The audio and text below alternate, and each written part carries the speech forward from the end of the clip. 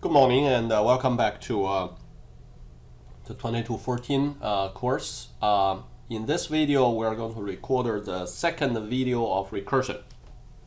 Okay, like we introduced in the first recursion video, I believe that the quicksort is probably one of the hard to understand algorithm at this time that out of all algorithm we have seen, like the factorial or you're summing up 1 all the way to n, you can definitely understand that. But the quicksort is kind of weird because, well, it's so if we just explain the idea in English, it's okay. But when we implement it or when we show in the code, it's kind of different. And especially you can see this is the Zybook code we're showing for the quicksort, but we're not showing quicksort directly, but we are showing the function of partition. Okay, this is actually the key component of the quicksort algorithm. And like we introduced in the previous video, the major problem is that you can see it involves the function of switching two elements in the array in memory. In other words, we do not allocate brand new memory to conduct the efforts. Okay, so let us first quickly explain what is quicksort, and then we explain what is the partition algorithm. Okay. So in this example, we are going to show the cases that actually we do not do the partition in the same set of memory, but we allocate a brand new memory. Okay.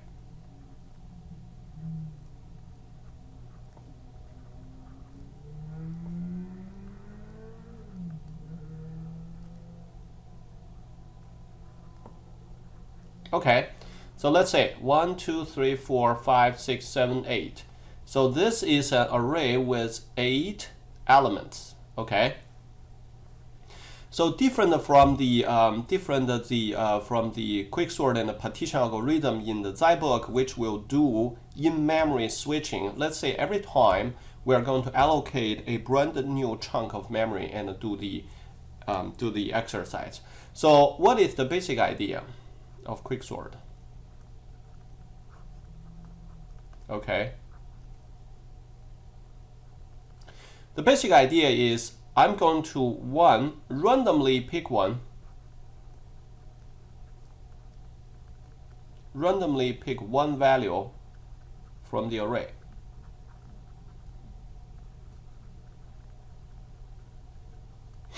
I'm going to randomly pick one value from the array and then put all the values,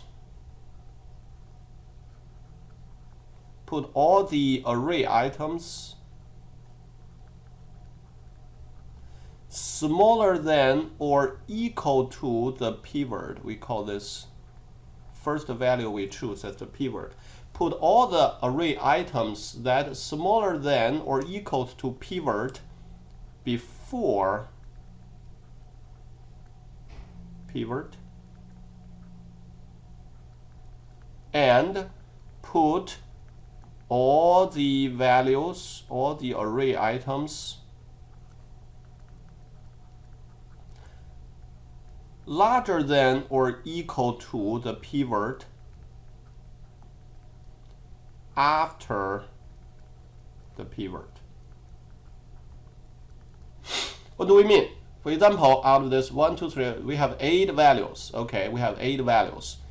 And we randomly pick number. Actually, if you look at the implementation, they always choose the middle one. The middle one means out of the 8 items, I'm going to use the number 4 item. I don't care what the value of the number 4 item is. It's very possible that this number 4 item has the smallest value, but that's okay.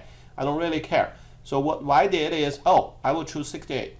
Okay, and how many items are there? 1, 2, 3. We have 8 items, right? So I will allocate a brand new chunk of memory which can hold 8 items.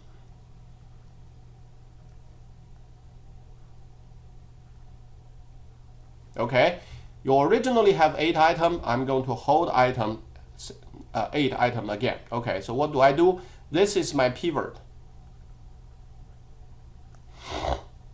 I'm going to go down this. I'm going to go down this array one by one, item one by one, and see, do I go to the first or do I go to the second?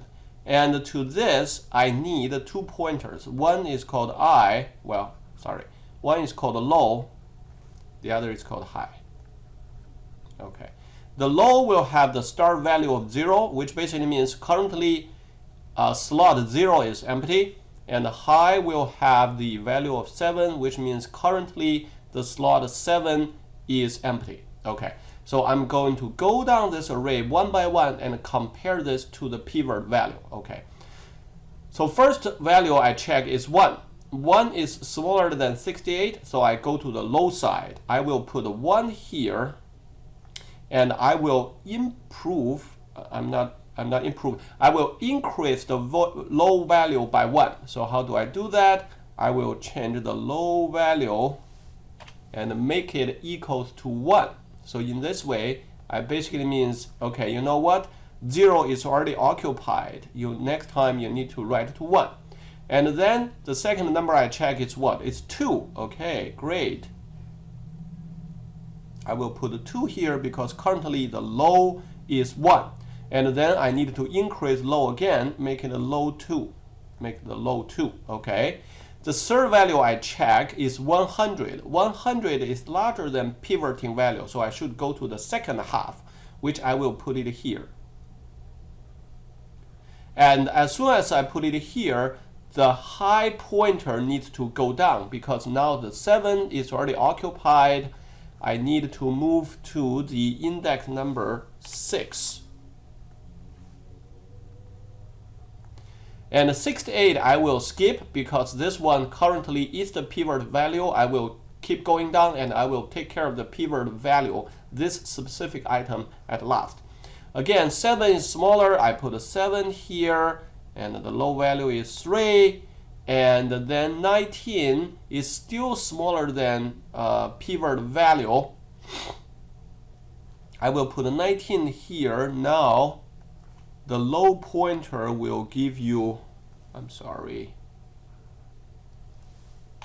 okay, now the low pointer will give you 4. Okay, well, let's change this 26 to 76, make it larger. Okay, so 76 is larger than 68, so I will put a 76 here. And now I will move the high pointer to 5. Okay, and the last value I check is 3. I will put the 3 here. And now I will change the low value here. At this time, you can see the low pointer and the high pointer meet. So basically it says, hey, the low side I already take care of it.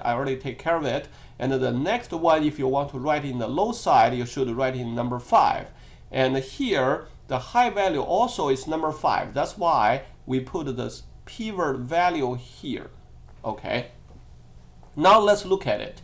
So this is the pivot value. We guarantee that put all the array items that are smaller than or equal to pivot before the pivot, and at the same time put all the array items larger than or equal to the pivot after the pivot. So now 76 and 100 is in the after part, and these 5 numbers are in the before part. And you can see this before part is not sorted. It is not sorted, okay? That's where the recursion happens. Now we know this guy is already at its position. Why? Because everything in front of him is larger than him or equal to him. Everything is in front of him is smaller than or equal to him, and everything behind him is larger than or equal to him. Okay? So in this way, you may ask, hey, what if I have another 68 in this array? Okay, you know, if I have 268, what will happen? If you have 268, they should be right next to each other. Okay? But it does not matter. It does not matter which 68 is in front. It's the pivot 68 in front or it's the pivot 68 behind. It's okay because either way, we can guarantee you that still everything after it is larger than or equal to, and everything in front of it is smaller than or equal to. And then what do? We copy this. You can copy this back to your original memory place. Okay, so see, here is the difference between the quicksort algorithm we just introduced and the quicksort algorithm that in the Zybook they show. In the Zybook, they don't allocate new memory. Okay, they just like, I'm going to do it here, right in the place, keep shuffling the items and make sure they are in the order that I want. And here we make it simple. We allocate a brand new chunk of memory, and then after you cut them into half, the smaller half and the larger half, you copy it back. And then what do we need to do? Now this value is already at its place.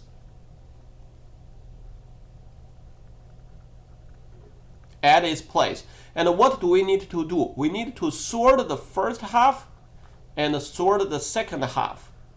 Because this guy is already at its place, we only need to take this separately. Okay.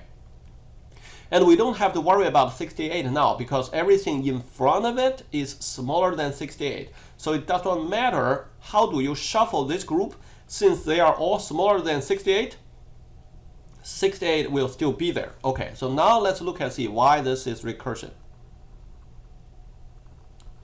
So there are three things that we need to do recursion. First is you're calling yourself. Of course. So we start from quicksort the whole array, and now I do quicksort of this two part. So I'm calling myself, okay. Second, I need to make sure that the scale of the problem decrease. The scale of the problem decrease. Of course, why? Because now using the pivot value, I'm dividing the array into two halves, the smaller half and the larger half. So each half will have a smaller scale than the original problem. And of course, you will ask that, hey, what if you are unlucky that you choose the pivot that is the smallest or the largest? You get my idea. If, God forbid, you choose the value that is on one end of the item. Okay, so let's say in the previous example, what if I just choose 1? If I choose 1 will be here and everybody else will be after him. That's fine. I still cut the original array into two halves, the smaller half and the larger half. The only problem is this guy is already at its place. The smaller half has 0 elements. I don't need to worry about it at all. This one has 7 elements. Okay, 7 is still smaller than 8. So I still make sure the scale of the subproblem will decrease. Okay. Third one. Do I always have an exit? Yes. Why? I can keep cutting it smaller and smaller and smaller, and eventually when you cut them into half, you either have 1 element or you have 0 elements. You keep cutting your cake smaller and smaller until you are going to cut the cake into one piece that you can swallow it directly. Okay? And you can start from there. So if there are 0 elements, you don't need to worry about it because it's already sorted. If this is 1 element, you don't have to worry about it either because this guy is at its position. So yes, we have these 3 features taken care of, okay? And we can call ourselves, and we can scale down, and we make sure there is an exit, okay? And of course, you will say, you are copying it out, so that starts to make sense. What about the Zybook in the memory switching algorithm? Okay, in the next video, we're going to look at that algorithm and explain what exactly it is doing. Okay, see you in the next video.